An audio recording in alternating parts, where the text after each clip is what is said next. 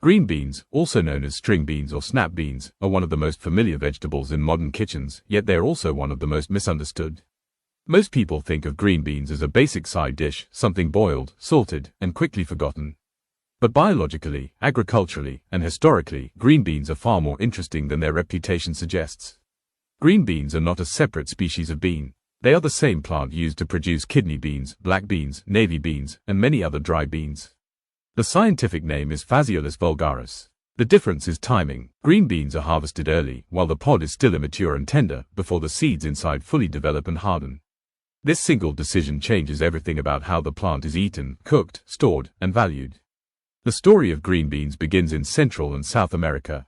Archaeological evidence shows that wild bean species were domesticated independently in two main regions, Mesoamerica and the Andes.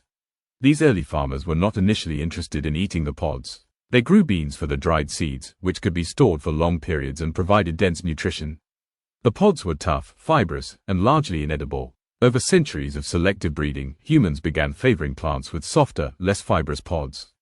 Eventually, varieties emerged that could be eaten whole when young. This marked the birth of green beans as a vegetable rather than a storage crop. Early green beans often had tough fibers running along the seams of the pod. These fibers had to be pulled out before cooking, which is why the term string bean still exists today, even though modern varieties are mostly stringless. Botanically, a green bean pod is a legume, a specialized fruit designed to protect developing seeds. When immature, the pod walls are thin, moist, and flexible. As the plant matures, lignin builds up in the cell walls, making the pod rigid and woody. Harvesting at the green stage captures the pod at its most edible point, when texture and freshness are at their peak. Nutritionally, green beans are very different from dry beans. They are low in calories and carbohydrates, high in water content, and provide moderate amounts of dietary fiber. They are not a major protein source, which often surprises people who associate all beans with high protein.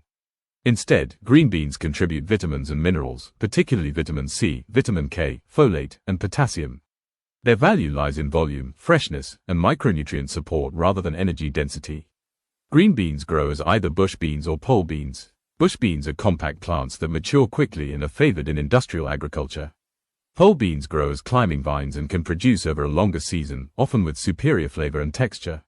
Both types fix nitrogen in the soil through symbiotic bacteria in their roots, making them valuable in crop rotation systems. This ability helped shape traditional farming practices, especially the famous Three Sisters system, where beans, corn, and squash were grown together. After the Columbian Exchange, beans spread rapidly across Europe, Africa, and Asia. Green beans were easily adopted because they adapted well to different climates and cooking styles. In Europe, they became a standard side vegetable. In East Asia, they were stir-fried and lightly cooked to preserve crunch. In parts of Africa, they were added to stews and mixed vegetable dishes.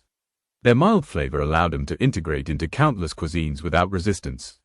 Cooking green beans is largely about controlling texture and color. Overcooking breaks down the cell walls completely, resulting in a dull, mushy vegetable with a faded olive color. Proper cooking preserves snap, structure, and a bright green appearance. This is why blanching followed by rapid cooling is commonly used in professional kitchens. The green color comes from chlorophyll, which degrades under prolonged heat or acidic conditions. Bright green beans are not just visually appealing, they signal freshness and careful handling. Culturally, green beans occupy an unusual space. They are everywhere, yet rarely celebrated. They appear in home cooking, school lunches, hospital meals, and fine dining alike.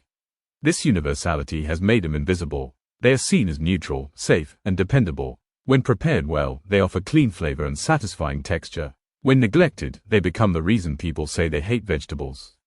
In modern food culture, green beans are often either oversimplified or overcomplicated.